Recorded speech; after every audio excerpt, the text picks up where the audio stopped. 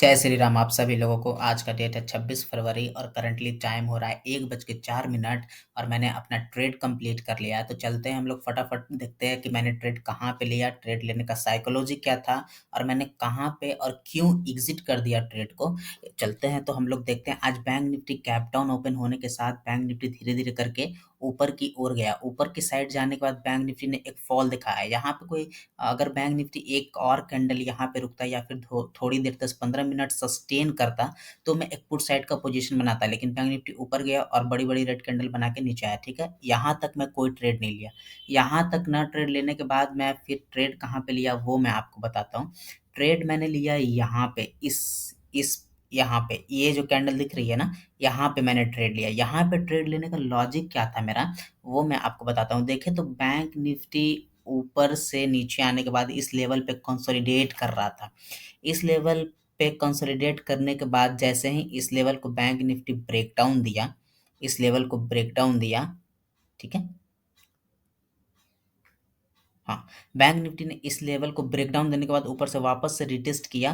Retest करने के बाद बैंक निफ्टी फिर से नीचे आया। नीचे आने के बाद फिर एक बार बायर ने फिर ट्राई किया, लेकिन क्लोजिंग इसके नीचे ही हुई। और इसी अगली कैंडल में मैंने ट्रेड बनाया कि बैंक निफ्टी हो सकता है कि फिर एक बार नीचे ट्रैप करने के लिए आए। जिन लोगों ने 46,500 पे शॉर्ट किया होगा या फिर उन लोगों को एसएल हिट करने के लिए आए, और मेरा एसएल भी इसी लेवल के आसपास था। अगर बैंक निफ्टी यहाँ पे इसके ऊपर क्लोज कर देता तो मैं अपना एसएल दे देता। फिर मैं यहाँ पे वेट करने लगा, अगली कैंडल भी यहाँ पे इसी लेवल के नीचे ही रहने लगी, तो फिर मैं सस्टेन करने लगा। तो थोड़ा सा ये मैंने अपने ट्रेड में कॉन्फिडेंस हुआ। लेकिन फिर यहाँ पे देखे 10-15 मिनट के बाद तो बैंक निफ्टी यहाँ पे इस लेवल को नीचे निकाल ही नहीं पा रहा था।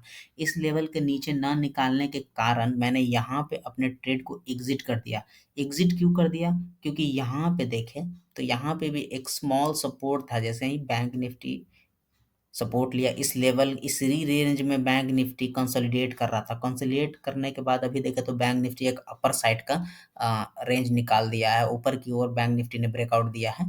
तो हो सकता है बैंक निफ्टी और यहाँ तक ऊपर जाए, लेकिन इसीलिए मैंने यहाँ पे 15-20 मिनट के बाद ही मैंने अपने ट्रेड को एग्जिट कर दिया। जैसे ही बैंक निफ्टी इस कैंडल में ऊपर जाने लगा तो मैं अपने ट्रेड को एग्जिट कर दिया, क्योंकि अगर बैंक निफ्टी को नीचे आना होता तो इतने 10-15 मिनट में ही बैंक निफ्टी नीचे आके एसएल हिट करता है इन लोगों का, जिन लोगों ने यहाँ पे बाइंग किया होगा। अभी देखें तो फिर बैंक निफ्टी धीरे धीरे करके ऊपर जा रहा है। तो अपने ट्रेड का लॉजिक यहाँ पे बता दिया कि मैंने क्यों ट्रेड लिया, ट्रेड लेने का साइकोलॉजी क्या था, माइंडसेट क्या था। अब चलते हैं हम लोग डैशबोर्ड पे, देखेंगे कि बैंक निफ्टी को मैंने बाय कहाँ पे किया। यहाँ पे 12:32 पे मैंने एक पुट साइड का पोजीशन बनाया था 375 रुपये पे, और मैंने 12:51 ऑलमोस्ट 20 मिनट में मैंने अपने ट्रेड को एग्जिट कर दिया। जब बैंक निफ्टी धीरे धीरे करके ऊपर जाने लगा यहाँ कर दिया। और यहाँ पे आज के अगर पोजीशन में जाए, पोजीशन में जाके देखें तो मैंने एक ही लॉट में ट्रेड करता हूँ। इस महीने पूरे एक महीने में एक ही लॉट में ट्रेड किया। तो अभी यहाँ पे देखें तो 207 का प्रॉफिट है। मैंने एग्जिट ही जल्दी कर दिया। और यहाँ पे मैंने बाइंग भी गलती हो गया था। यहाँ पे 365 पे मैंने बाई किया, लेकिन बाइंग जाके हुई 375 पे, और मैंने 362 पे फिर एग्जिट कर दिया। अगर मैं यहाँ पे 365 पे ही बाई होता तो इतना भी लॉस नहीं दिखता। ऑलमोस्ट देखते तो 120 रुपीज़ का लॉस होता।